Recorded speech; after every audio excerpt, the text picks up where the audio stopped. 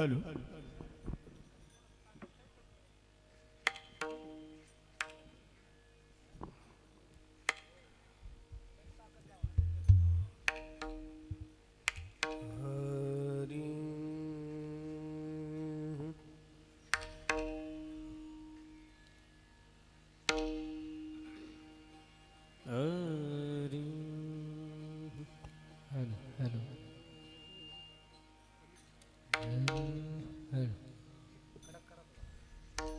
हरे राम कृष्ण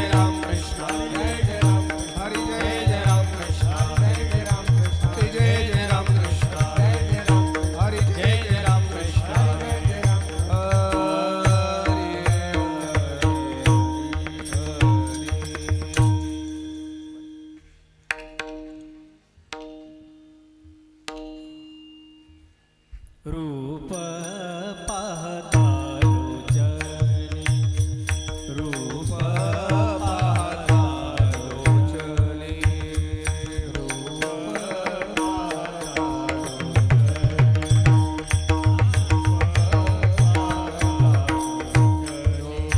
लोचने सुख झाले ओ साजनी सुख झाले ओ साजनी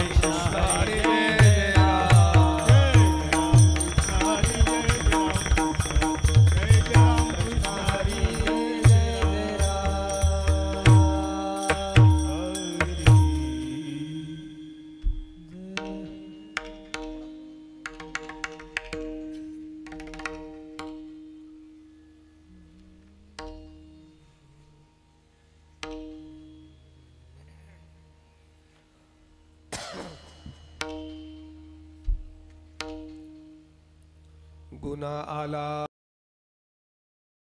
विटेवरी पुन्हा आला विटेवरी पुन्हा आला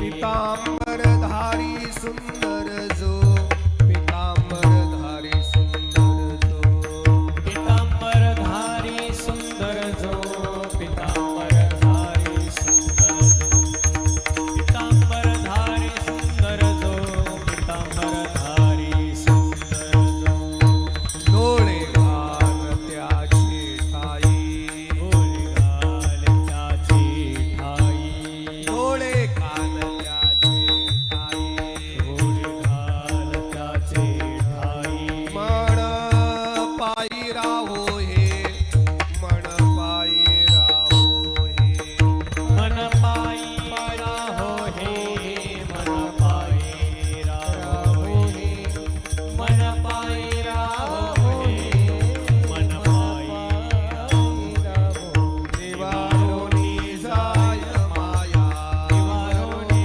जाय माया निवारोनी जाय माया ऐशी छाया दयाची ऐशी छाया दयाची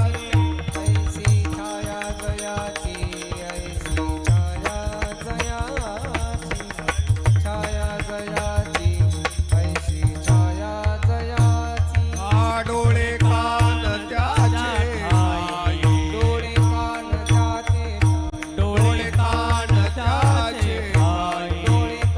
त्याचे ठाई मन पायी राहो हे मन पायी राहो हे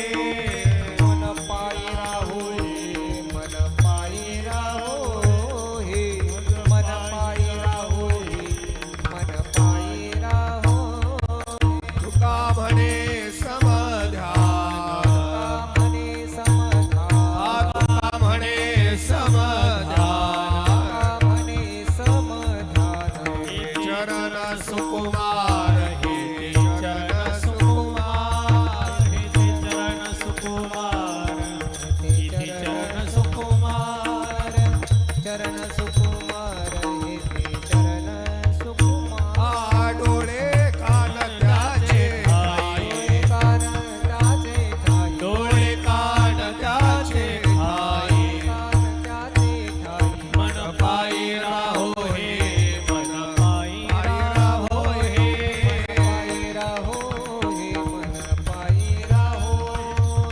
मन पायी राहो हे मन पायी राहो हे विठोबार कुमारी रे विठोबार कुमारी विठोबार कुमारी विठोबार कुमारी विठोबार कुमारी विठोबार कुमारी विठोबार कुमारी विठोबार कुमारी जय जय विठोबार कुमारी विठोबार कुमारी विठोबार कुमारी विठोबार कुमारी विठोबार कुमार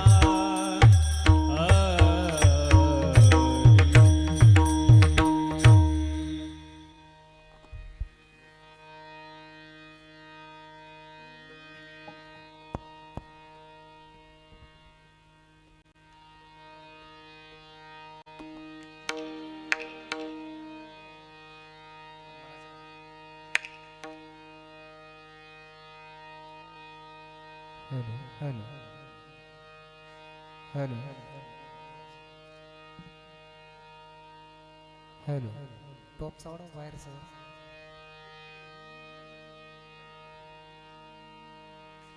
हॅलो हॅलो हॅलो हॅलो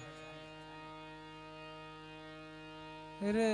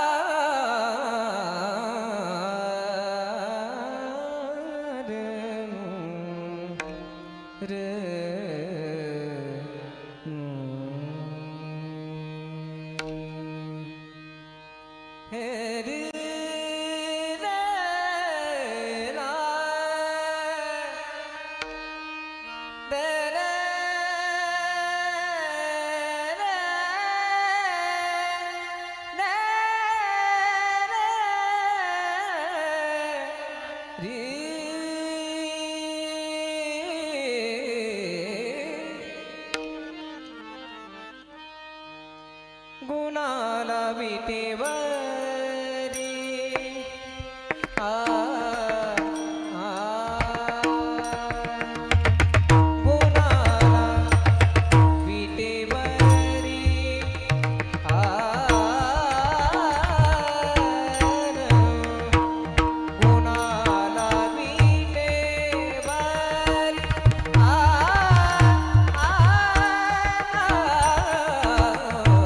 गुणाला विटेवरी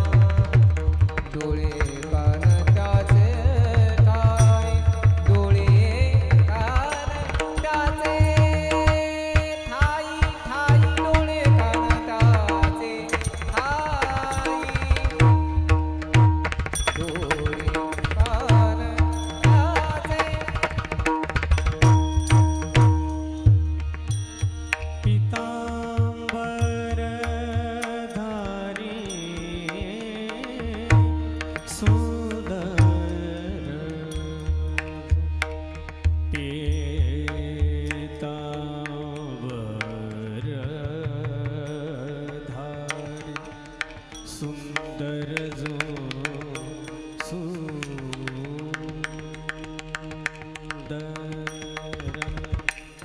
पीतांबर पीतांबर धारी सुंदर जो पीतांबर सुंदर जो पीतांबर धारी सुंदर जो डोळे कान त्याचे ठाई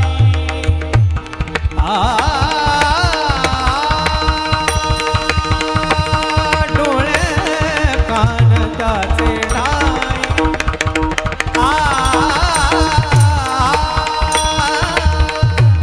डोळे कान त्याचे ठाई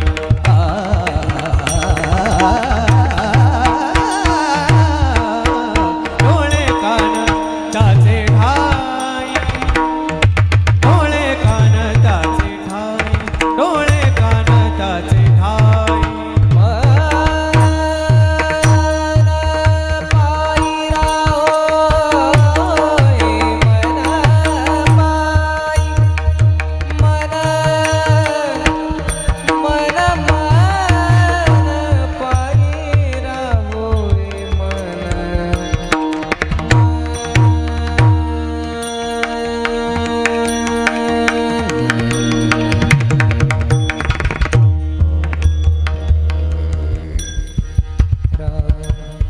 राहोय मन मन पायी पायी राहो होय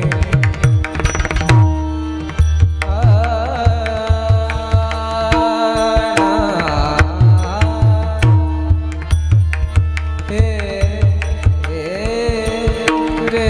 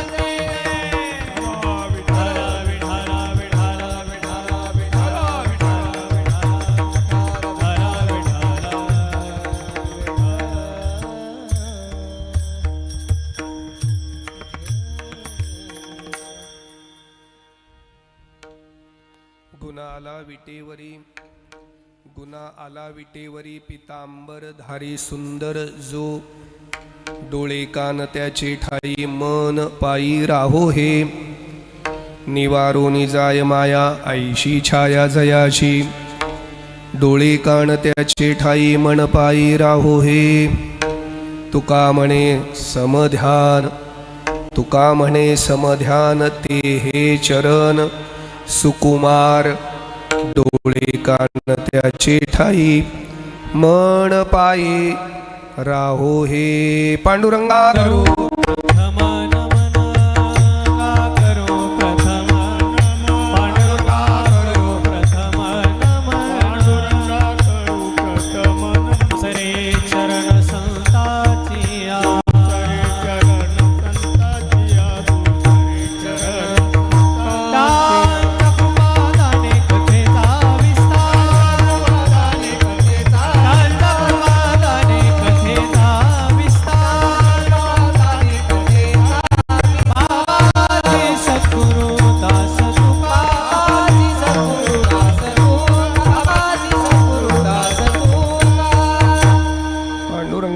प्रथम नमन दुसरे चरणा संतांचिया त्यांच्या कृपादाने कथेचा विस्तारू बाबाजी सद्गुरु दास तुका यदक्षरमणाखेय आनंदम अजमव्ययम श्रीमन्निवृत्तीनाथेत ख्यातमदैवतमाश्रेत अलक्षत्रे शैले च वायुलोके गुरुडः ओंकार ज्योतिरूपाय आदिनाथं च रूपिणं यथोक्तरूपिणं शम्भु निर्गुणं गुणरूपिणं भक्तवत्सल्यमानंद शिवगोरख नमामि। गुणाला विटेवरी पितांबरधारी सुंदर जो डोळे कान त्याचे ठाई मन पायी राहो हे विठ्ठल विठ्ठल विठ्ठल विठ्ठल विठ्ठल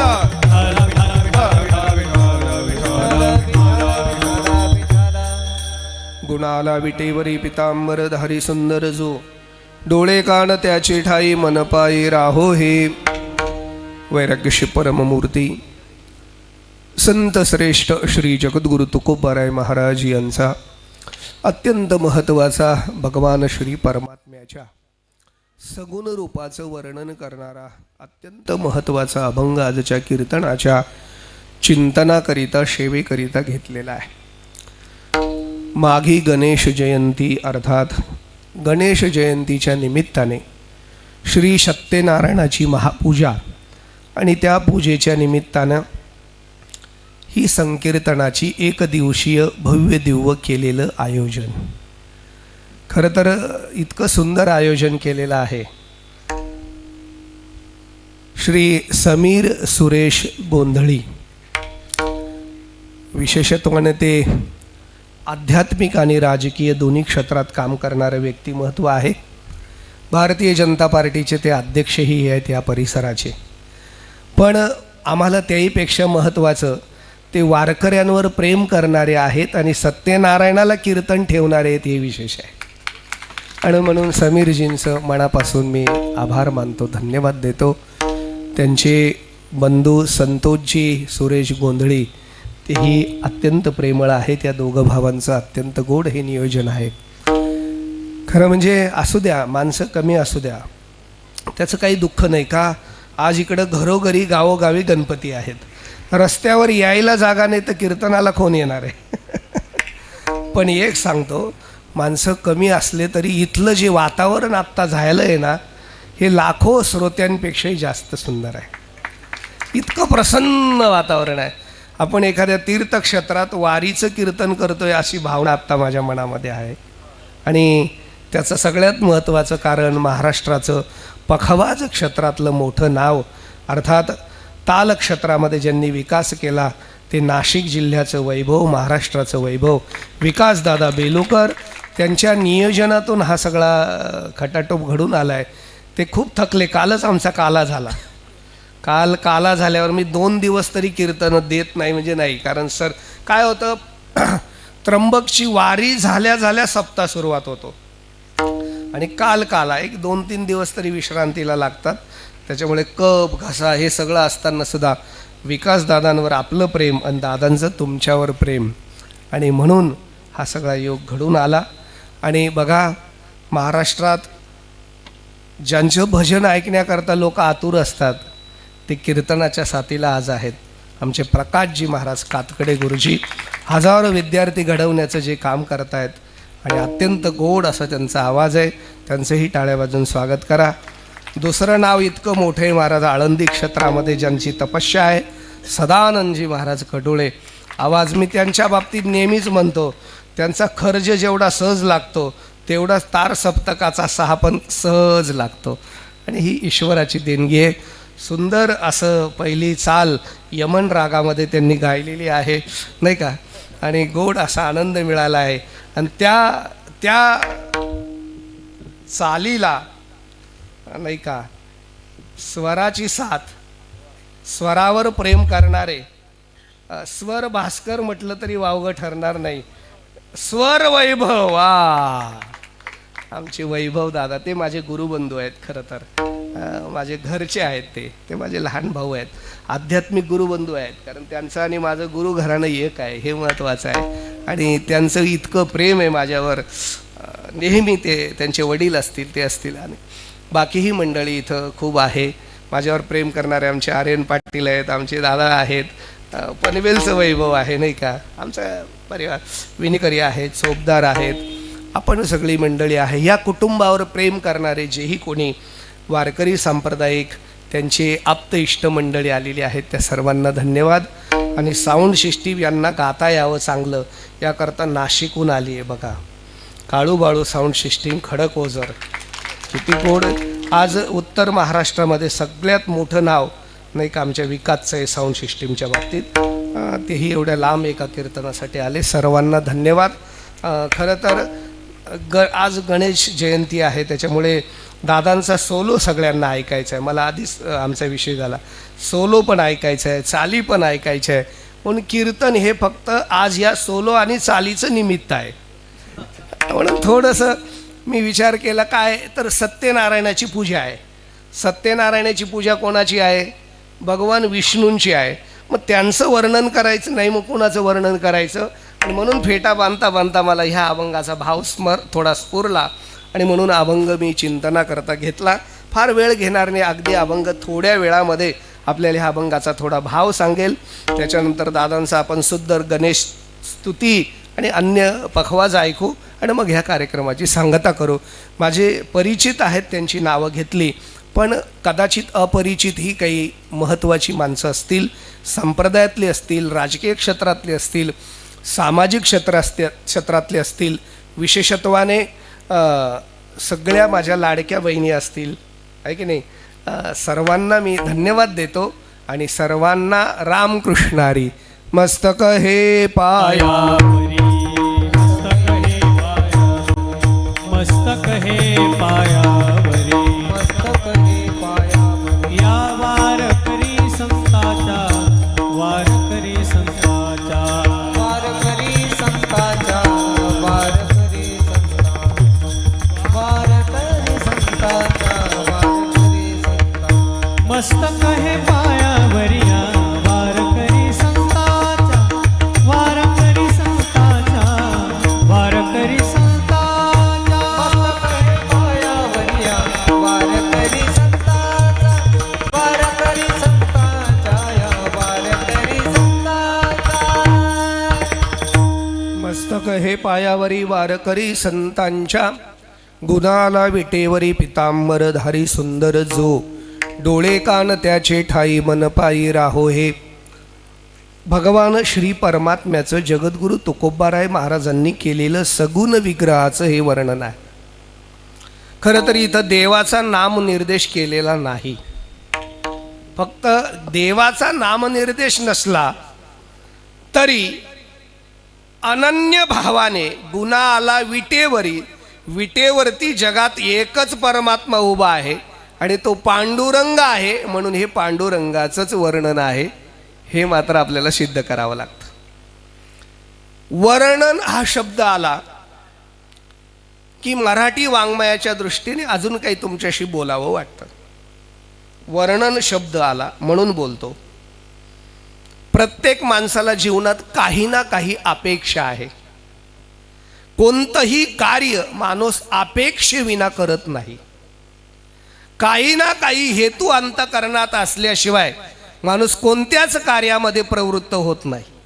आणि जर हेतू नसेल तर तो कार्य प्रवृत्तच राहत नाही, आहे की नाही. म्हणून कुठेतरी काहीतरी हेतू असल्याशिवाय माणूस ते काम करत नाही असं मला वाटतं. मी तर अजून त्याच्या पुढे जाऊन बोलतो. वात्सल्य भाव प्रगट करता यावा, प्रेम व्यक्त करता यावं म्हणून आई आपल्या बाळाला दूध पाजते. बाळाला दूध पाजणं हे निरपेक्ष असलं तरी तिला वात्सल्य प्रगट करण्याचा हेतू आहे म्हणून ते काम करते. ते सुद्धा हेतूशिवाय होत नाही असं मला वाटतं. प्रत्येकाचा हेतू आहे. मी 2-3 गोष्टी सांगतो. ज्याला सन्मान हवा असेल, बघा तुम्ही, ज्याला सन्मान हवा असेल त्याने सत्ता प्राप्त केली पाहिजे. समाजाने ज्याचा आदर करावा असं वाटत असेल त्याने आदर्श काम केलं पाहिजे. लोकांनी आपला पाय पडावा असं ज्याला वाटत असेल, नाही काही जमलं तर त्याने म्हातारं तरी झालं पाहिजे. लोकांनी आपलं पूजन करावं असं जर वाटत असेल तर त्याने ज्ञानी झालं पाहिजे. आणि लोकांनी आपलं वर्णन करावं असं वाटत असेल, तो देवत्वाला प्राप्त झाला पाहिजे किंवा तो संत तरी झाला पाहिजे. सत्तेशिवाय सन्मान नाही, वयाशिवाय वंदन नाही, कार्याशिवाय आदर्श नाही, ज्ञानाशिवाय पूजन नाही, आणि या जगात संत आणि परमात्मा सोडलं तर कोणीही वर्णनीय नाही.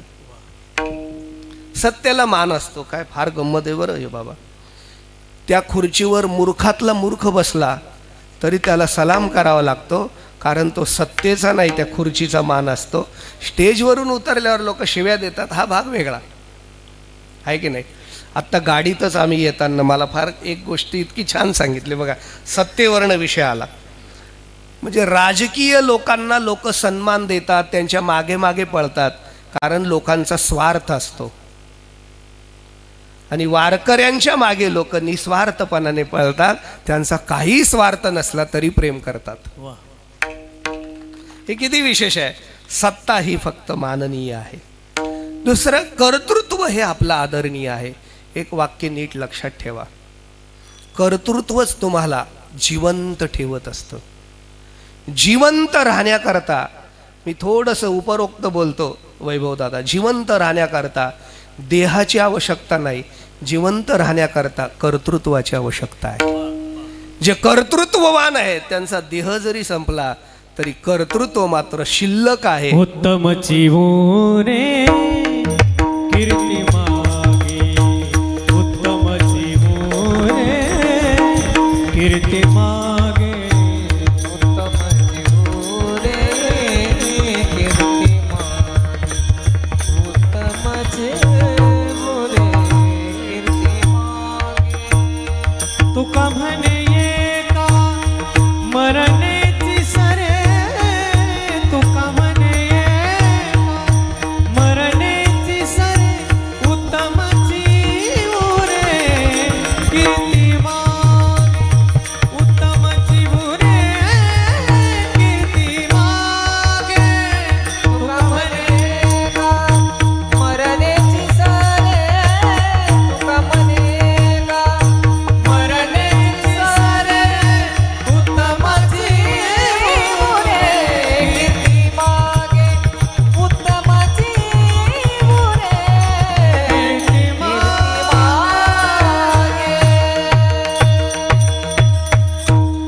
शिल्लक राहते ती कर्तृत्वाची कीर्ती, शिल्लक राहते ते आपलं काम, बाकीचं सगळं संपणार आहे. आणि मला असं वाटतं बरं का, म्हणजे हा व्यक्तिगत माझा भाव आहे, या जगात दोनच माणसाचं कर्तृत्व शिल्लक राहतं. या जगात दोनच माणसं फक्त कर्तृत्वाने जिवंत राहतात, बाकी माणसं देहाबरोबरच मरून जातात. आणि म्हणून माझ्या अंतःकरणामध्ये दोनच माणसांबद्दल आदर आहे आणि मी दोनच माणसाचा आदर करतो. त्याच्यातला पहिला माणूस हरिभक्त आहे आणि दुसरा माणूस देशभक्त आहे. फक्त हरिभक्ताचीच कर्तृत्व शिल्लक राहतं. 750 वर्ष झाले तरी कर्तृत्व थांबत नाही, 400 वर्षे झाले तरी कर्तृत्व थांबत नाही, आणि चंद्र सूर्य आशेपर्यंत कर्तृत्व थांबणार नाही. नवे नवे त्यांची कीर्ती, नीट वाक्य ऐका, महाराष्ट्रात जोपर्यंत ज्ञानोबा तुकोबरायचा जयघोष चालू आहे तोपर्यंत चंद्राला सूर्याला उगवता येईल. ज्या दिवशी ज्ञानोबा तुकोबरायचा जयघोष संपेल त्या दिवशी या विश्वात चंद्र सूर्यही नसतील, लक्षात ठेवा. इतकं त्यांचं कर्तृत्व आहे. आणि दुसरं देशभक्ताचं कर्तृत्व हे महान असतं. आता सगळेच देशभक्त महान नसतात, काही लहान बी असतात, पण माझ्या दृष्टीने एक देशभक्त फार मोठा झाला, त्यांचं नाव आहे छत्रपती शिवाजी महाराज. म्हणून एक लक्षात घ्या, हरिभक्त आणि देशभक्त जोपर्यंत एकत्र येत नाही तोपर्यंत ह्या देशात क्रांती घडत नाही. जेव्हा जेव्हा हरिभक्त आणि देशभक्त एकत्र आले तेव्हा या देशात क्रांती घडली. तुकोबारायांसारखे हरिभक्त आणि शिवाजी महाराजांसारखे देशभक्त जेव्हा पुण्यात देहूती एकत्र आले तेव्हाच स्वतंत्र सुराज्य झालं, लक्षात ठेवा. आणि म्हणून हरिभक्त आणि देशभक्त कायम आपल्याला आदर्श आहेत महाराज, कायम आदर्श आहेत. शिवाजी महाराजांचा आदर्श कोणी घेऊ नये सांगा ना, कायम आदर्श आहे ना महाराज शिवाजी महाराज. फक्त दारू पिऊन जयंती करू नये एवढंच आहे. आदर्श घ्यावा. आणि तुकोबाराय केवढा मोठा आदर्श आहे. तुकोबारायचा आदर्श नाही कोणी घेतला तर कीर्तनकाराने घ्यावा. नजराणा पाठवल्यावर बी धिक्कार करण्याची ताकद असावी एवढं वैराग्य तुकोबारायांच्या ठिकाणी होतं.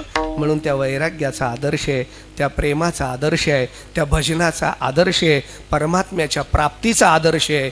आणि जग बुडू नये म्हणून स्वतःच्या वह्या बुडवून जगाला तारणाऱ्या गाथ्याचा हा आदर्श आहे. लक्षात ठेवा. म्हणून आदरणीय आहेत. वय मात्र वंदनीय असतं. माणसं आणि वंदन कुणाचं करावं तर ज्येष्ठाचं करावं. ज्ञानोबारायांनी आपल्याला अशी सूचना दिली आहे.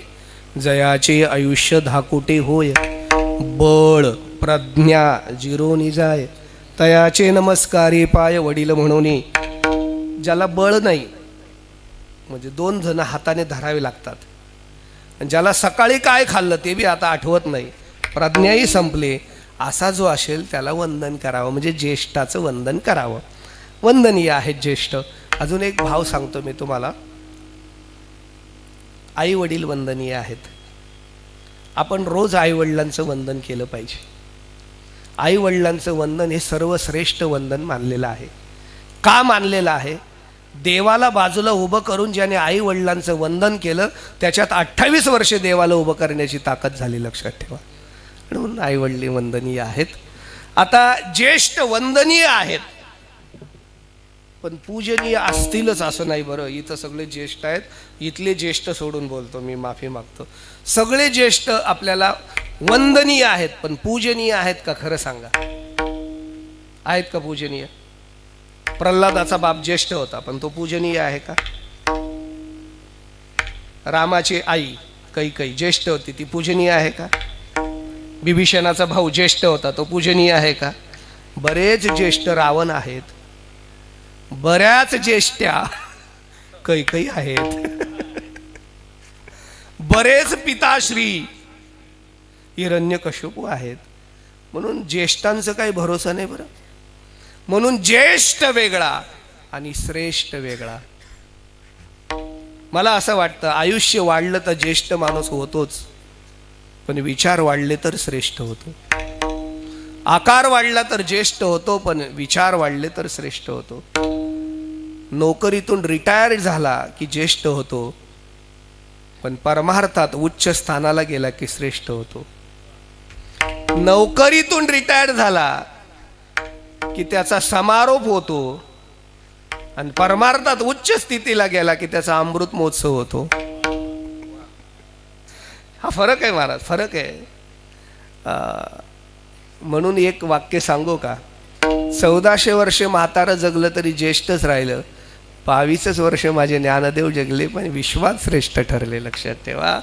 आणि म्हणून असे ज्ञानदेवांसारखे संत जे ज्ञानी आहेत नाही का, श्रुतीस्मृतीचे अर्थ आपणची होनी मूर्त अनुष्ठाने जगा देत वडील जे, अमूर्त असलेले जे महात्मे तुमच्या आमच्या करता मूर्त रूप धारण करतात आणि समाजाला ज्ञानार्जनाचं कार्य करतात, ते आपल्यासाठी कायम पूजनीय आहेत. आणि म्हणून ते संत आणि परमात्मा हे 2च तत्व वर्णनीय आहेत. विठ्ठल विठ्ठल विठ्ठल विठ्ठल विठ्ठल विठ्ठल विठ्ठल.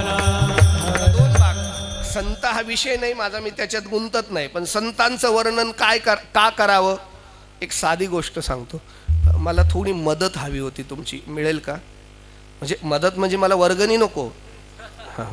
अलीकडे कीर्तनात लोक घाबरायला लागले. मदत म्हटलं का हा बाबा गाईला मागतो का मंदिराला मागतो का कशाला मागतो, लोकांना भीती वाटायला लागली. गाईला मदत करा, मंदिराला मदत करा, संस्थेला करा, पण गाई नसणाऱ्याकडेला गाईला मदत देता तुम्ही. अलीकडे ज्याच्याकडे गाई नाही तेच जास्त गाईचं बोलतायत. ज्याची आई वृद्धाश्रमात आहे तोच आईवर बोलतोय. असं नको. मी मदत अशी मागतोय, फक्त जर इथं कोणी पापी माणूस बसला असेल तर 1 मिनिटं वर बोट करा. फक्त 1 मिनिटं फक्त वर बोट. कोणीच नाही. अर्थात कीर्तनाला आलेल्याला पापी कसा असणार आहे? बरं ठीक आहे, मग पुण्यवान असाल तरी मग तरी करा वर बोट. पुण्यवान, पुण्यवान बी नाही. एक सांगू का तुम्हाला, पापी पापी म्हणून घ्यायला लाज वाटते आणि पुण्यवान म्हणून घेण्याची हिंमत नाही. याच्यात अडकलेलं जीवन म्हणजे मानवी जीवन आहे. मग तुम्हाला कधीतरी कळत नकळत केलेलं पाप तर घालवायचं असेल की नाही, मग काहीच नका करू. पुण्यवंत भावे पुण्यवंत भावे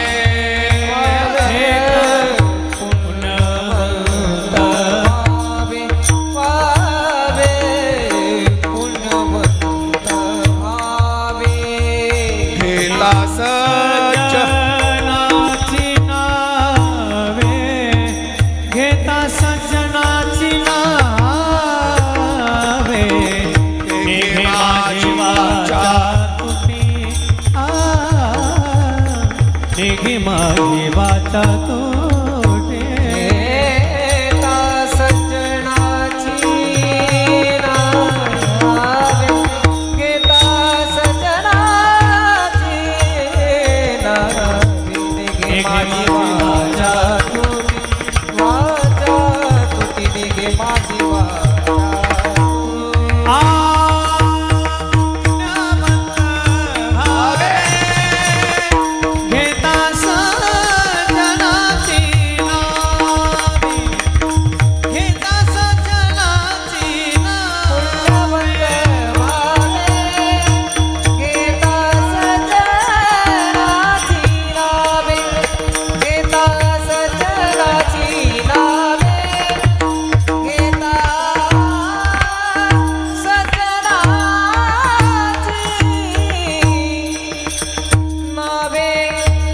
काही नाही.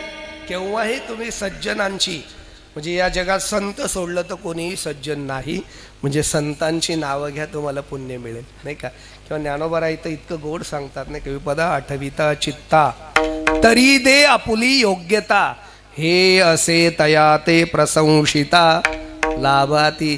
वाईट काळात संकटात जरी तुम्ही त्यांचं स्मरण केलं तरी ते तुमची नाही का दिल्याशिवाय राहणार नाही. ज्ञानदेव ज्ञानदेव म्हणता ज्ञानदेवची देतो वगैरे वगैरे. संतांच्या अर्थात नामस्मरणाचा फायदा, संतांच्या वर्णनाचा फायदा. आणि दुसरं देवाचं वर्णन करावं. का करावं याचे 2-3 भाव सांगतो, आपल्याला पटकन संपवायचं आहे. एकतर काही माणसं हे कायमची मोठी असतात, काही जन्माला आल्यावर मोठी होतात, आणि काही मोठी नसतात, लोक चुकून त्यांना मोठी म्हणतात. जे कायमची मोठे तो परमात्मा आहे, जे कायमची मोठे ते संत आहेत. संत कायमचे मोठे आहेत विकासदादा. म्हणजे ह्या युगातही मोठे, पुढच्या युगातही मोठे, देव कायमचा मोठा. एक सांगू का तुम्हाला, संत कायमचेच मोठे आहेत, त्यात शंका नाही. त्यांचं नाव घेणारे मोठे होतात, हे विशेष आहे. आज आम्हाला महाराष्ट्रभर बॅनर लागतात, लोक सन्मान देतात, प्रेम देतात. ही आमची पात्रता आहे का? खरं सांगा. नाही. तेवढे विद्वान आहेत का? नाही. फक्त एकच आहे, आम्ही ज्ञानोबा तुकोबाराय सांगतो म्हणून. कारण ते इतके उदार आहेत महाराज, नाही का. तुझे अवतार्य जसं देवाचं आहे ना, तसं संतांच्या बाबतीत जय जय व शुद्धे उदारे प्रसिद्धे अनवरत आनंदे वर्षतीये. ते संत कसे आहेत? उदार आहेत. कशाच्या बाबतीत? प्रसिद्धीच्या बाबतीत. कुणालाही प्रसिद्ध करतात. प्रसिद्धीच्या बाबतीत उदार आहेत आणि औदार्याच्या बाबतीत प्रसिद्ध आहेत. कृपादान केले वा. संती कल्पांती हे सरना कल्पांती हे सरना कल्पांती हे सरना उपादान केले सरी कल्पांती हे सरेना कल्पांती हे सरेना कल्पांती हे सरेना. त्यांची कृपा झाली तर कल्प गेले तरी सरणार नाही. तर कृपे करता उदार आहेत ते. कृपालुत्वावच्छिन्न कृपालुनिष्ठा देत निरूपित अधिकरण तसत हित ज्ञापकत्वे सती हित प्रापकत्वात भगवत नामस्मरणे रतत्वम इति ही संतत्वम. जे भगवंताच्या नामात कायम रत असतात. कशा करता? कृपा करण्याकरता अवच्छिन्न असतात. हा. सदैव विश्वावर या मानवी जीवावर ते कृपा करत असतात आणि म्हणून त्यांचं आपण वर्णन केलं पाहिजे. ते कायम मोठे आहेत. त्यांचं नाव घेतल्याने ते मोठे नाही, ते कायम मोठे आहेत. आणि देव परमात्मा कायम मोठा आहे. काही जन्माला आल्यावर मोठी होतात. बऱ्याच वेळा तुमच्या माझ्यासारखं सामान्य आईच्या उदरातून जन्म घेतात, पण आपल्या तपस्येच्या जोरावर, आपल्या उपासनेच्या जोरावर स्वतः कर्तृत्ववान होतात आणि मोठे होतात. बघा तुम्ही, नाशिक जिल्ह्यातील एवढंसं बेलूगाव, त्याच्यात एवढंसं घर, एवढ्या एवढ्या शेतकरी कुटुंबात एखादं पोरग जन्माला येतं, अगदी दारिद्र्य अवस्थामध्ये जन्माला येतं, पण वयाच्या 30व्या वर्षी महाराष्ट्राच्याही बाहेर प्रसिद्ध मिळवतं. हे स्वतःच्या कर्तृत्वाची प्रसिद्धी आहे, लक्षात ठेवा. ही सगळी माणसं तीच आहेत. मराठवाड्यात आहे महाराजांचं गाव शेवगाव जवळ आहे. ही काही चांगल्या सोन्याचे चमचे घेऊन जन्माला आलेली माणसं आहेत का? पण कर्तृत्वाने आपुलेनी पुरुषार्थे जिंकेला संसार, केला मदमत्सर देशोदडी. अर्थात संसार ज्यांना जिंकता आला ते आपल्या जन्मानंतर मोठे होतात. आणि तिसऱ्यावर मला अजिबात बोलायचं नाही. जे फक्त चुकून मोठं लोक म्हणतात, अजिबात मोठे नसतात. ते प्रारब्धाने मोठे असतात, अजिबात मोठे नसतात. माझं वाक्य एक ऐका आणि राग आला तरी काही हरकत नाही, माझं मला परत द्या. कीर्तनाला गर्दी जमते म्हणजे तो वक्ता मोठा आहे असं समजू नका. कीर्तनाला जर दर्दी जमायला लागले तर तो वक्ता मोठा आहे असं समजा. विठाला विठाला विठाला विठाला विठाला विठाला विठाला विठाला विठाला. आता परमात्मा मोठाच आहे म्हणून त्याचं वर्णन करायचंय. अजून एक भाव सांगतो, लहान्याने नेहमी मोठ्याचं वर्णन करावं. साधा नियम आहे, लहान्याने मोठ्याचं वर्णन करावं. मुलाने कोणाचं वर्णन करावं? आपल्या वडिलांचं वर्णन करावं, आहे की नाही? विद्यार्थ्याने कोणाचं वर्णन करावं? शिक्षकाचं वर्णन करावं. शिष्याने कुणाचं वर्णन करावं? आपल्या गुरूंचं वर्णन करावं. भक्ताने कुणाचं वर्णन करावं? देवाचं वर्णन करावं. पतीने कुणाचं वर्णन करावं? तुम्ही करा, मी माझं काय म्हणणं आहे, पत्नीचं करावं म्हणताय ते करा करा, काहीच हरकत नाही.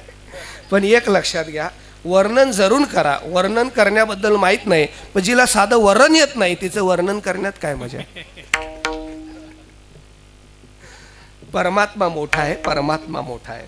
आता मोठेपणाच्या बाबतीत दोन गोष्टी सांगतो, ऐका. काही गोष्टी नैमित्तिक मोठ्या असतात आणि काही गोष्टी संसद्धिक मोठ्या असतात. काही गोष्टी निमित्ताने मोठ्या असतात, त्या टिकाऊ नसतात. आणि काही गोष्टी कायमच्या मोठ्या असतात. हा नैमित्तिक मोठेपण, एखादं पद नैमित्तिक मोठेपण. हा देह सुद्धा नैमित्तिक मोठेपण आहे. या देहाचं मोठेपण कुठपर्यंत चालेल? जसं वय वाढेल तसं या देहाचं मोठेपण कमी होतं आणि वय संपायला आलं तर या देहाला कोणी विचारत नाही. काय परिस्थिती आहे की नाही? मोठेपण आहे का महाराज? एक अर्धा क्षण घेऊ का? थोडंसं बाजूला जातो, अर्धा क्षण घेतो. एक पती पत्नी बाजारात गेले. आता जुना काल आठवडी बाजार असायचा आणि सर्व बाजारात, आता जसं सर्व मॉलमध्ये मिळतं तेव्हा आठवडी बाजारात मिळायचं. मग ते पती पत्नी गेले, बाजार केला, कपडे घेतले, धान्य घेतलं, भाजीपाला घेतला, जे जे आपल्या घराला लागतं ते घेतलं, काही भांडी कुंडी घेतली, सगळं. नाही येताना त्यांना काय वाटलं माहीत नाही, एक मडकं बी घेतलं त्या बाईने 2 रुपयाला. सगळे घरी आले निवांत. आता त्या बाईने भाजीपाला फ्रीजमध्ये ठेवला, धान्य कोठीमध्ये ठेवलं, कपडे कपाटात ठेवले, सगळी झाली व्यवस्था. एक एवढं पातेलं होतं ते पाणी तापवायला केलं, आंघोळीचं पाणी, जुना काल.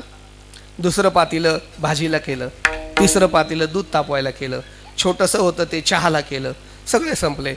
तो म्हणले हे मडक्याचं काय करायचं? ती म्हणले मडकं मी विरजन लावायला आलंय, दही करायला आणलंय, कारण आपली गाय व्यायली आहे. मग तिने त्याच्यात दुधाचं विरजन लावलं, दही केलं. दह्याचं मडकं इकडं कुठे ठेवतात? शिंके लावले. आता 2 रुपयाचं मडकं वरती गेलं, 1200च्या पातेल्याला सण होईल का बरं? ते खडखड करायला लागले, एकमेकात चर्चा करायला लागले. अरे मी 1200चा आहे, तू 900चा आहे, तू 600चा आहे. तो चहावाला म्हणले मी 420 आहे. आणि 2 रुपयाचं मडकं आपल्या डोक्यावर जाऊन, यालाच महाराष्ट्राची संस्कृती म्हणतात. इतके कटकट करायला लागले ते पातीले, स्वतःचे काट तुटले. पण ती बाई हळूच कणी मडकं काढायची, दही काढायची, पुन्हा विरजण लावायची, पुन्हा मडकं. पण एक लक्षात ठेवा, कुणाचं प्रारब्ध कधी बदलेल सांगता येत नाही. गाय आटली, दूध संपलं, विरजण संपलं, चहाच कोरा सुरू झाला, मडकं खाली आलं, लागलं गडबडायला. कोणी विचारत नाही मडक्याला. आता एवढा मानपान होता त्या मडक्याला, आता कोणी विचारत नाही. मी मडक्याच बोलतोय. एक दिवशी बाईने वांग्याची भाजी केली, त्याला तिळाचं कूट घातलं, शेंगदाण्याचं कूट घातलं, असं वाटून इतकं सुंदर वांग्याची भाजी केली. म्हणले माझे मालक येतील, त्यांना काढून ठेवावं आणि मग जेवावं. तिने ते काढून ठेवली नेमकी मडक्यात. मडकं कशाचं होतं, आणि त्याने पराक्रम केला आणि ती भाजी नासवली. हे आधीच गावातून नासून आलं होतं. एक घात खाल्ला की म्हणले भाजी नासलेली आहे. रागात, म्हणजे ही फार जुनी गोष्ट आहे बरं का महाराज, सानकनी तिच्या थोबाडीत मारली. म्हणून मी म्हटलो ही फार जुनी गोष्ट आहे. तिने बी खाऊन घेतली, ही बी जुनीच गोष्ट आहे. ती शांत राहिली, त्याचं जेवण झाल्यावर तो निघून गेला. आणि मग तिने मडक्याकडे डोळे मोठे केले. म्हणले मडक्या तुझ्यामुळे माळ खावा लागला. रागात मडकं उचललं आणि गल्लीत फेकलं, ते फुटलं. माझा दृष्टांत संपला. मडक्याला किंमत कधीपर्यंत आहे, त्याच्यात दही आहे तोपर्यंत. ज्या दिवशी दही संपलं त्या दिवशी मडकं. मी त्या मडक्याचं सांगतच नाही, मी ह्या मडक्याबद्दल बोलतोय. हे मडकं जोपर्यंत याच्यात जीवात्मा आहे आणि हे मडकं जोपर्यंत भजन करतंय तोपर्यंत या देहाला किंमत आहे. ज्या दिवशी तो भजन करत नाही म्हणून निघून जाईल त्या दिवशी हे मडकं चौघ्यांच्या खांद्यावर गेल्याशिवाय राहणार नाही. म्हणून देहाला मिळालेलं मोठेपण सुद्धा नैमित्तिक आहे. या जगामध्ये फक्त परमात्मा मोठा आहे. विठ्ठल विठ्ठल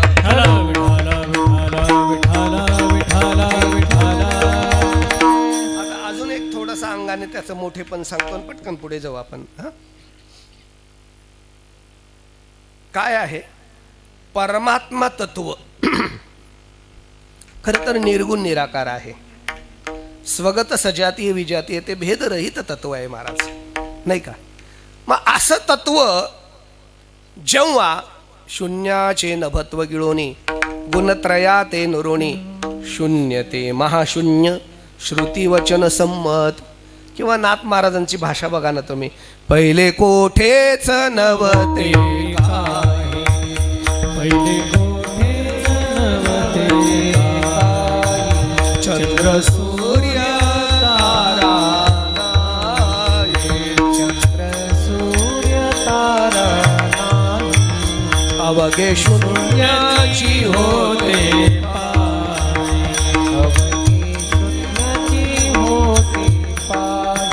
कानोबाते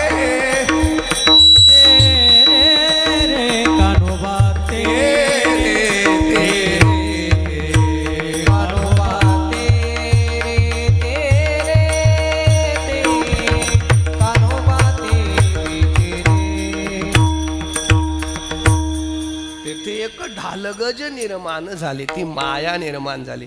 शून्य तत्व परमात्मा होता. आता मी याच्यात त्याचे उपकार सांगतोय, आता ऐका. ते शून्य रूपाने होतं, तसंच राहिलं असतं काय फरक पडला असता का?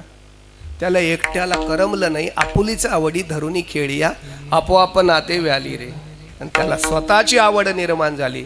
आणि काय झालं? देव नटले नाना परी, नाही का? तो तुमच्या माझ्या रूपाने, विश्वाच्या रूपाने, सृष्टीच्या रूपाने, सगळ्या रूपाने तो नटला.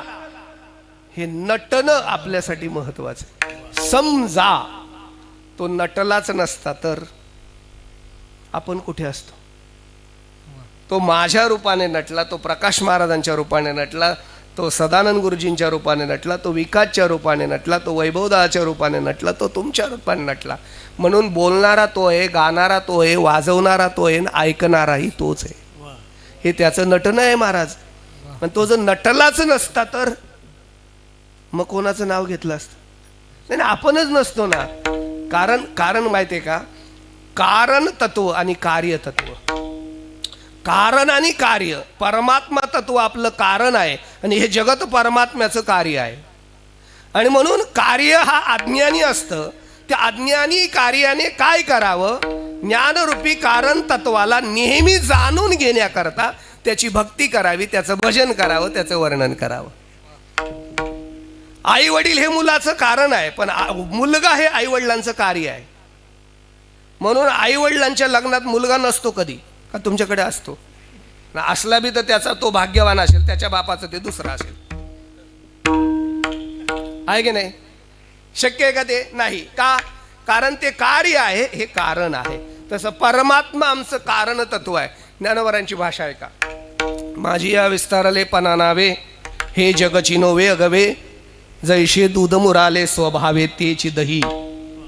अहो दूध मुरलं म्हणजे दही झालं. हो, ते दूधच दही झालं ना. दूध आटवलं म्हणून ते खवा झालं, दूधच खवा झालं ना. दूध अर्धा आटवून त्याच्यात वेलची टाकली म्हणून ते बासुंदी झालं. कोण झालं? दूधच झालं ना.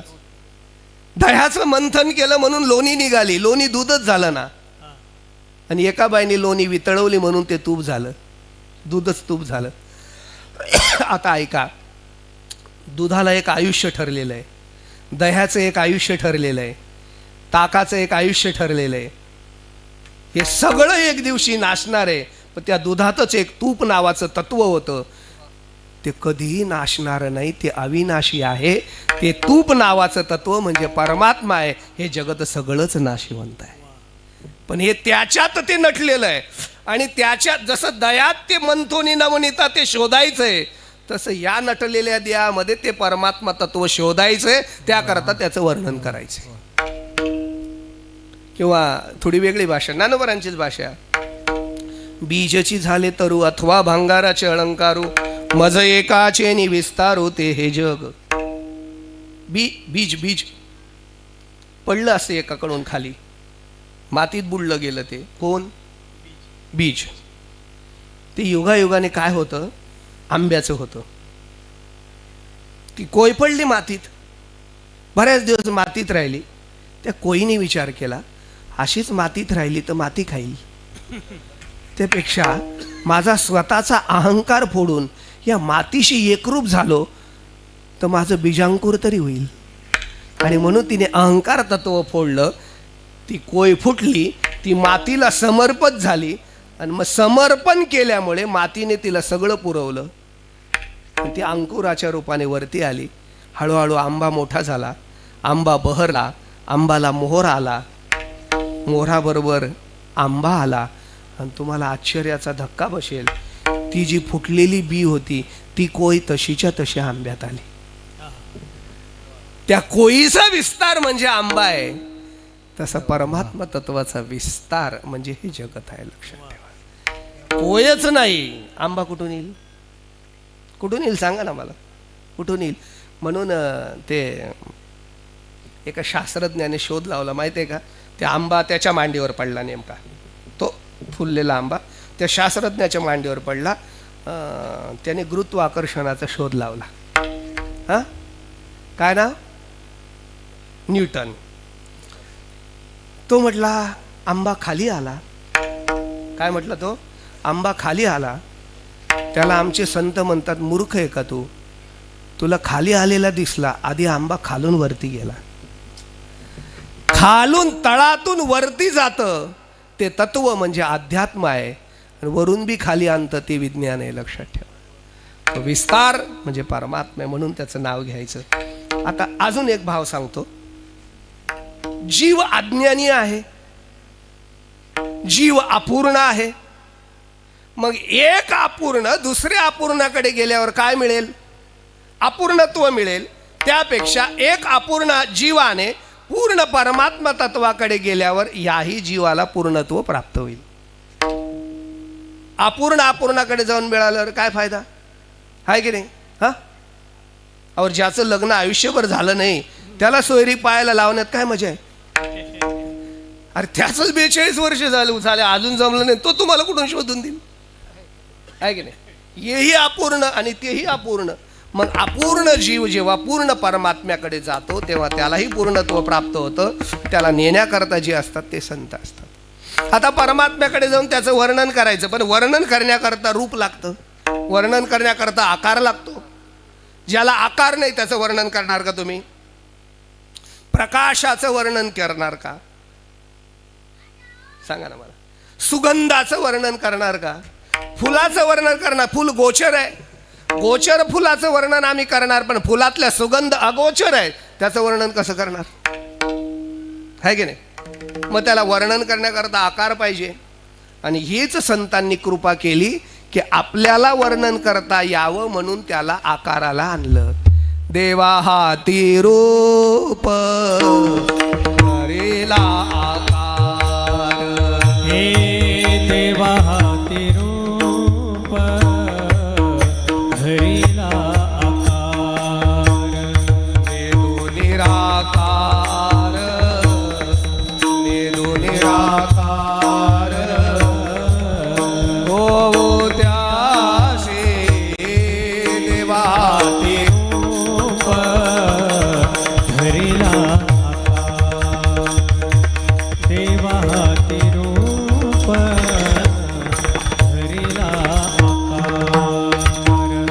वेदो निराकार, वेदो निराकार, हो त्याचा विटे आईशे सुख दोवे भक्ती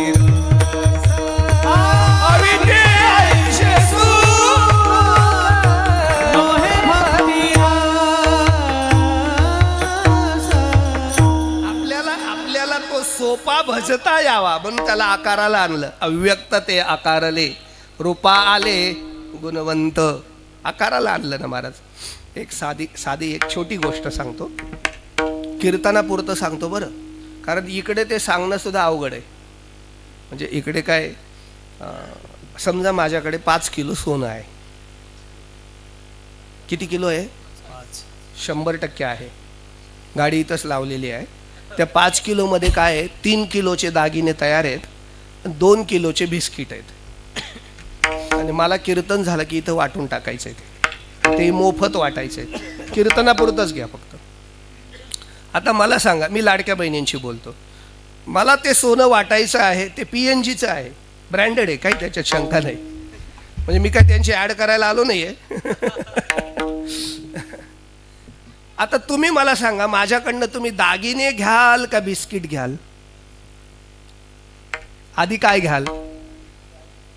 दागिने घ्याल, है की? दागिने आधी घ्याल.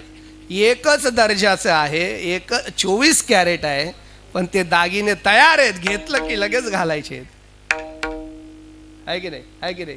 म्हणून आम्हाला दागिने हवेत. एक वाक्य परवा श्री गुरूंच्या मुखातून ऐकलं, चैतन्य महाराजांच्या. ते म्हणले, माणसाची वृत्ती मोहात पडली की माणसाचा विवेक मरून जातो. वाह. आहे की नाही? आहे की नाही? त्यांनी फार गोड उदाहरण दिलं त्याच्यासाठी. मी तुम्हाला सांगतो, समजा तुम्ही रस्त्याने चालले, आता मी वाटणार होतो पण तुम्हाला सापडलं असं समजा. 2 मूर्त्या दिसल्या तुम्हाला, एक रामाची मूर्ती दिसली आणि एक रावणाची मूर्ती दिसली. तुम्ही कोणती घेणार? हा, जोरात बोला, आपलं बोलता येतं ना. कोणती मूर्ती घेणार? रामाची घेणार, बरोबर आहे.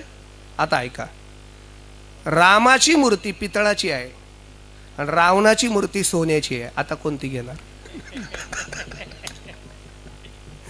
हा, आता गेला की नाही आपला विवेक?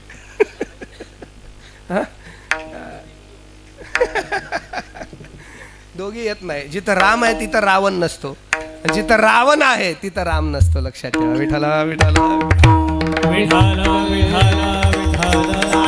तयार आहेत म्हणून आम्हाला लवकर हवेत. ऐका, अजून एक भाव सांगतो. आता कीर्तनानंतर जेवण आहे, तुम्हाला माहिती नाही? माहित नाही तुम्हाला? मी समीर दादाकडनं सांगतो, 100% का हो संतोषराव, सगळ्यांना भोजन आहे. आणि त्यांनी गावरान गावठी गाईचं तूप आणलेलं आहे वाढायला. कोणतं? गीर गाईचं ओरिजिनल तूप, वरण भातावर. पंक्ती बसल्या, अर्ध्या पंक्ती होऊन गेल्या, तूप वाढायची कोणाला आठवणच नाही. मग एकदम समीरराव म्हटलं, अहो तूप पण आणलंय, वाढा ना. मग गर्दीत वाढप्यांनी काय केलं, तुपाचा डबा फोडला आणि एकाने गोळ्याच्या गोळ्या आणले, लागला गोळे वाढायला. आणि एकाने वितळून आणलं आणि चमच्याने पातळ वाढायला लागला. तूप कोणतं घेणार? अहो एकच डब्यातलं आहे तूप, एकच डब्यातलं आहे, पण वितळलेलं तयार तुम्हाला हवं. सोनं सारखंच आहे पण ते दागिने रूपाने तुम्हाला हवं. तसं परमात्मा सगुण आणि निर्गुण एकच आहे, पण तुम्हाला भक्ती करता यावी, पंढरपूरची वारी करता यावी, ज्ञानेश्वरी गाथा वाचता यावा आणि कीर्तनात त्याचं स्वरूप आठवता यावं म्हणून देवानी, म्हणून संतांनी त्याला विटेवरती उभं केलं. पुंडलिकाच्या भावार्था गोकुळीहून झाला येता तो कुठे उभा आहे, कसा उभा आहे, त्याचं वर्णन अभंगाच्या पहिल्या चरणात करा. गुणाला विटेवरी, गुणाला विटेवरी, गुणाला विटेवरी, गुणाला विटेवरी, गुणाला विटेवरी, गुणाला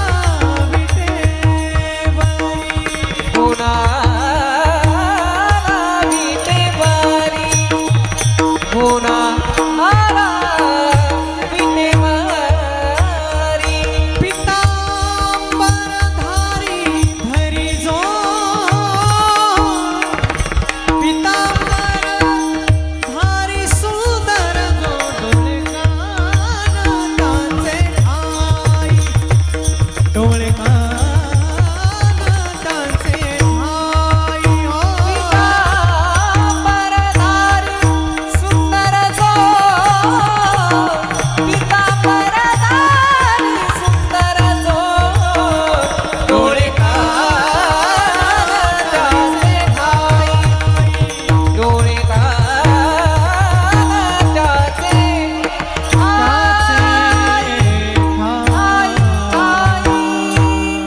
विठ्ठल विठ्ठल विठ्ठल हरा.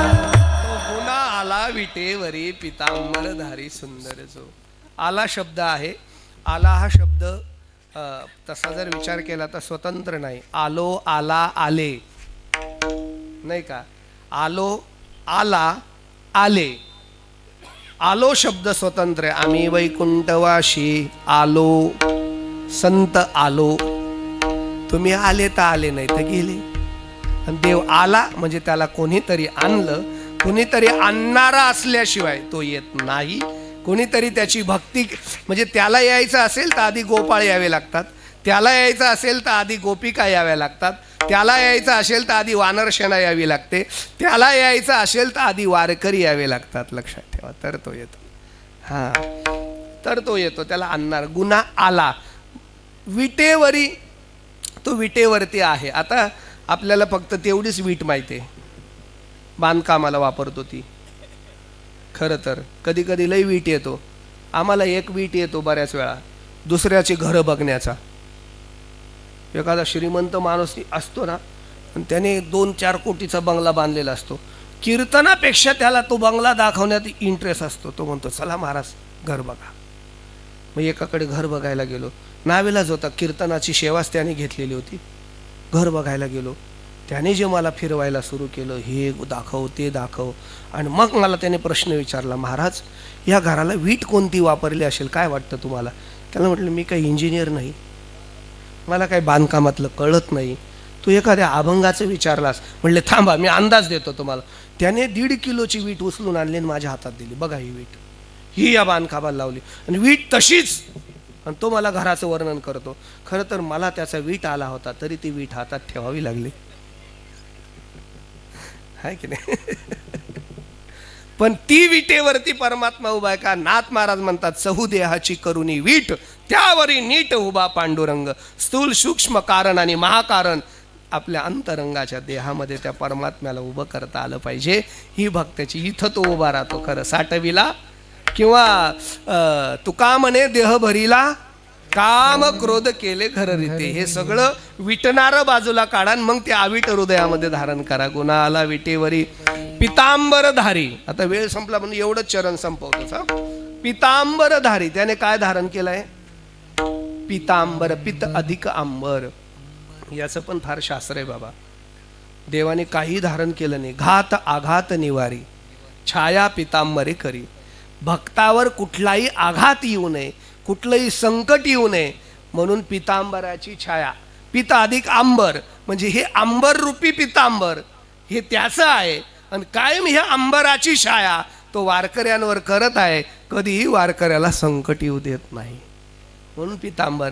आणि गंमत म्हणून सांगतो, मी सुद्धा अडचणीत येईल हे सांगताना, पण तरी सांगतो. हे जे नेसलंय ना वारकऱ्याला, वेश सुद्धा कसा दिला बघा ना. वारकरी कसा असतो, हा पंचा नेसतो, याला धोतर म्हणतात, याला पितांबर म्हणतात. का बरं तेव्हा पॅन्टवर का बरं सलवारवर कीर्तन केले नसतील मामासाहेबांनी, बरमुडा कावर घातली नसेल, रेडीमेड का बरं शिवून घेतलं. अलीकडे काही जण रेडीमेड धोतर नेसतात नाडीचं, हो गाडीत नाडीचं धोतर नेसतात आणि कीर्तन झालं की पुन्हा सोडून टाकतात.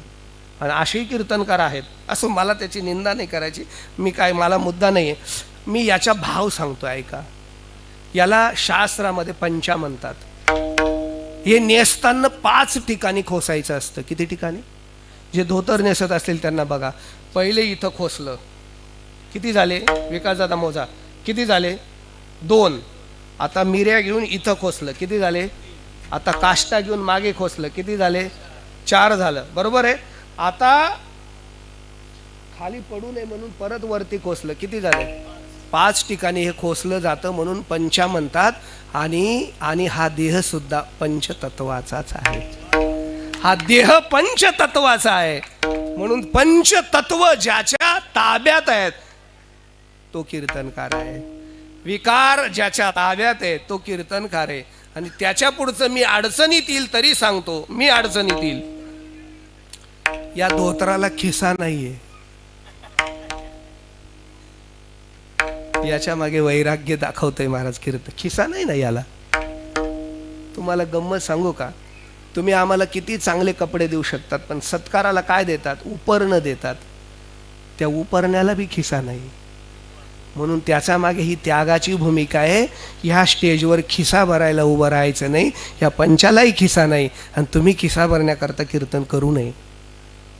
हे काय जुनं तत्व आहे. पितांबरधारी सुंदर जो, आता तो सुंदर आहे एवढंच सांगतो आणि 5 मिनिटाच्या आत थांबतो. मला खूप बोलायची इच्छा आहे पण ऑलरेडी माझा ओव्हर टाईम आता खूप होऊन गेला. मला तुम्हाला विकासदादांना ऐकायचं आहे. नाही मला सांग ऐकत आणि कधीतरी पुन्हा या अभंगावर विस्ताराने बोलता येईल. तो सुंदर आहे. सुंदर गोष्टी 2 तत्वाने असतात. काही व्यक्तिनिष्ठ सुंदर असतात, काही वस्तुनिष्ठ सुंदर असतात. काही मुळातच सुंदर असतात आणि काही बाहेरच्या अंगाने सुंदर होतात. परमात्मा पहिली गोष्ट म्हणजे तर वस्तुनिष्ठ सुंदर आहे. तो सुंदरच आहे. काय मत आहे तुम्हाला? हा आहे की नाही? राजस सुकुमार, मदनाचा पुतळा, रवी शशिकळा, सुंदर ते ध्यान, उभे विटेवरी, त्रिभुवन कमलम तमाल वर्णम रविकर गौर वरम वरम ददानी वपुरल ककुल व्रताना नामजे विजय सखिरस्तु मे नवंद्या. श्रीकृष्णाच्या सौंदर्यापुढे लक्ष्मी बोलून झाली वेळ. तुझे श्रीमुख सुंदर कुसुम शुभकांती नागर कासे पितांबर मनोहर कासे पितांबर मनोहर पाहोनी भूल पडली कमला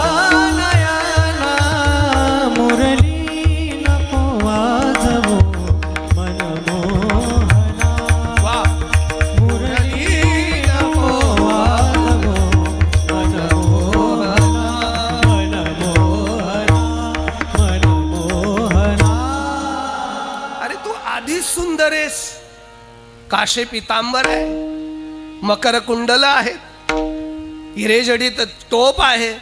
या सगळ्या सुंदरतेत तुझा स्वर अजून सुंदर आहेस. या सुंदरतेत पुन्हा स्वराचा भर आला की ती मुरली आम्हाला वेड करून टाकतो. तो सुंदर आहे नाही का? सुंदर आहे हा, म्हणून तो सुंदरच आहे.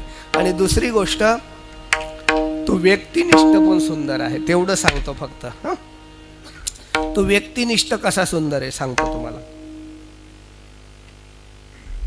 एकदा काय झालं,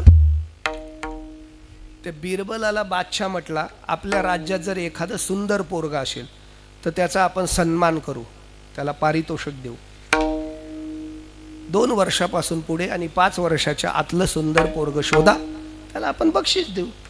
त्याने सगळीकडे दौंडी पिटली. सगळ्याच बाया आपले पोरं घेऊन आले सजून सजून. सगळे पोरं असे बसवले. आता हे सुंदर कोणी ठरवायचं?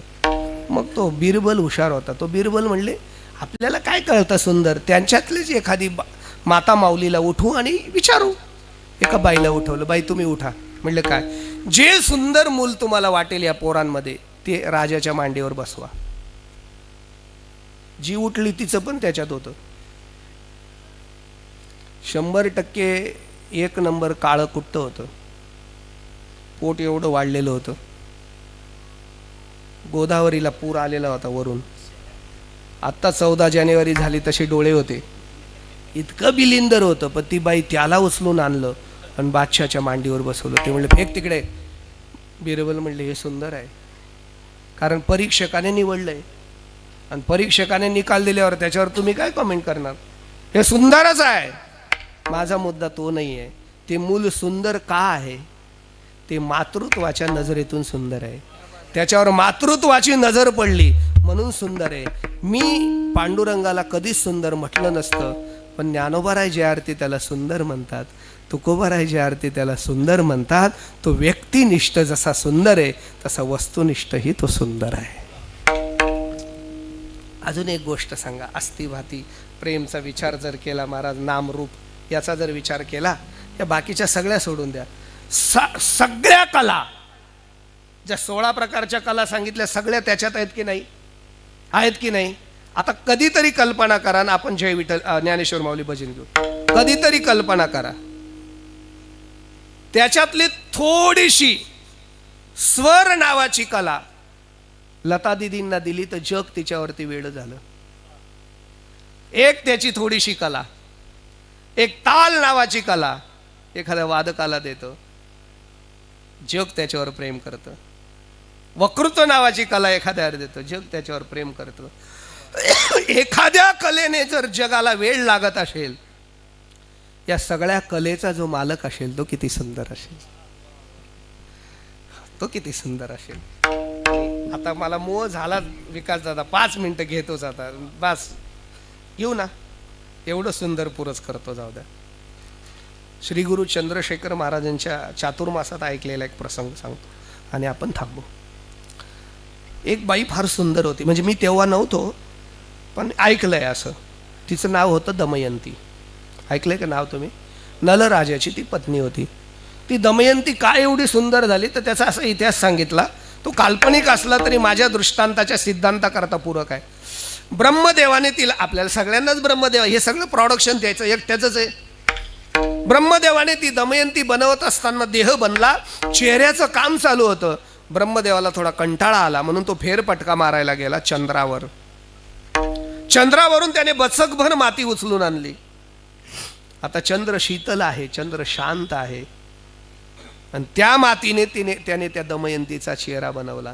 राग नका मानू, तुम्ही माझ्या सगळ्या बहिणींसारख्या आहेत. महाराष्ट्राच्या स्त्रीचं सौंदर्य तिच्या संस्कारात, तिच्या शीतलतेत आणि तिच्या शांतीमध्ये आहे. लक्षात ठेवा. हो, अहो त्यात बचकभर चंद्राच्या मातीने ती दमयंती एवढी सुंदर जन्माला आली की ती मोठी झाल्यावर वयात आली. 33 कोटी देव पागल झाले, खाली आले ही आम्हाला भेटावी अशी. सगळे हार घेऊन उभे. तिने कुणाला हार घातला त्याच्याशी मला महत्व नाही. ती का सुंदर झाली? चंद्रावरच्या बचकभर मातीने सुंदर झाले. आता शेवटचं ऐकान, घरी जा. जर बचकभर मातीने ती दमयंती एवढी सुंदर होत असेल तर माझ्या पांडुरंगाच्या चेहऱ्यावरती तुझी ये निडळी कोटी चंद्र प्रकाश, कोटी चंद्राचा प्रकाश ज्याच्या मुखावर आहे तो परमात्मा किती सुंदर असेल. आणि खरंच त्याची सुंदरता बघायची असेल तर हात जोडून नतमस्तक होऊन विनंती करतो, एकदा चातुर्मास करा. 4 महिने राहून बघा. पहाटे काकड्याला जा, त्याचं रूप बघा. पूजेनंतर रूप बघा. 11 वाजता भुकेलेलं नैवेद्याची वाट बघणारा बघा. 4:30 वाजता थकलेला बघा. संध्याकाळच्या धूप आरतीची प्रसन्नता बघा आणि संध्याकाळच्या शेज आरतीचा बघा. हो, प्रतिक्षणम यत नवताम उपयती तदेव रूपम रमणीयताया. प्रत्येक क्षणाला तुम्हाला त्याच्या रूपामध्ये नाविन्य दिसेल आणि प्रत्येक क्षणाला तो तुमच्या मनाला आकर्षित करून घेईल, एवढी त्याची सुंदरता आहे. म्हणून तुकोबाराय म्हणतात, डोळे कान त्याची ठाई मन पायी राहो हे डोळे कान तिथे लागले पाहिजे, दुसरीकडे नको. आणि निवारूनी जाय माया, तो सहज माया निवारण करून टाकेल. काय त्याची छाया बात नाही. फक्त आमचं कर्तव्य काय आहे, महाराज भैरवीमध्ये शेवटी सांगतायत, तुका मने समाधान, तुका मने समाधान. वा वा. तुका म्हणे समाधान, तुका म्हणे समाधान. हे चरण सुकुमार, ते हे समचरण सुकुमार, ते चरण सुकुमार, ते चरण सुकुमार, ते चरण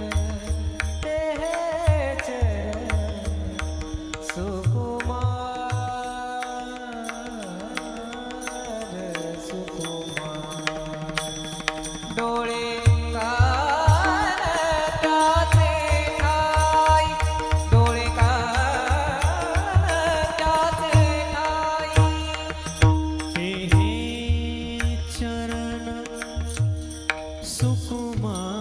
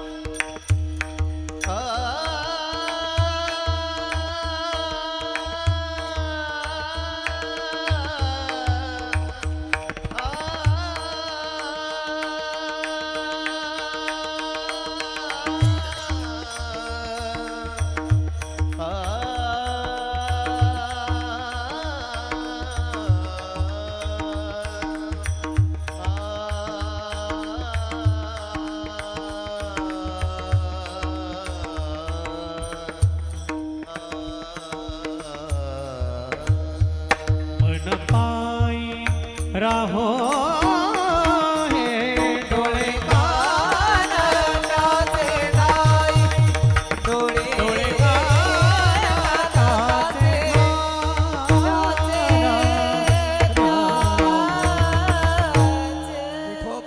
रखुमाई चला विठोबा रखुमाई विठोबा रखुमाई विठोबा रखुमाई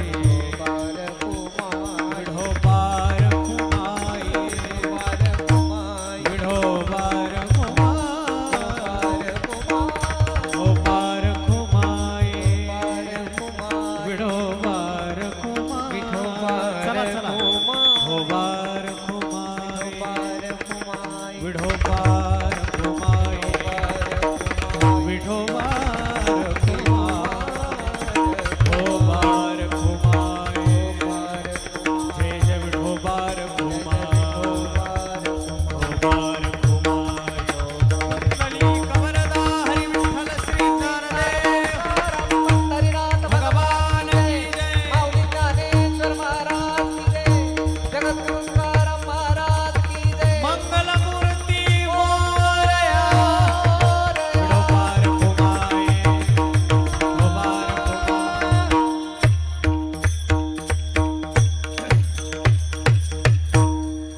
ज्ञानेश्वर माऊली ज्ञानराज माऊली तुकाराम माऊली ज्ञानेश्वर माऊली ज्ञानराज माऊली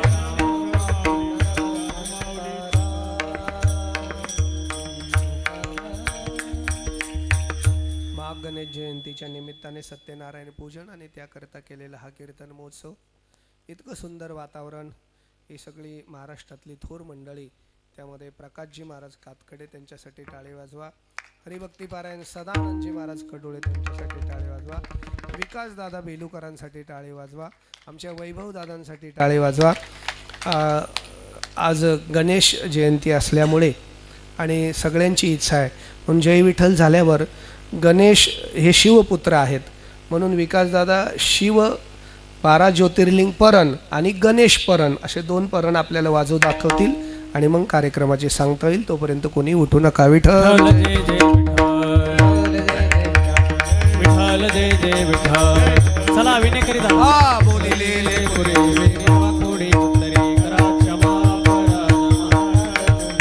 हरी नाही विचारला अधिकार मी आपुला क्षमा तुका म्हणे ज्ञानेश्वरा राखा पाया पैकी करा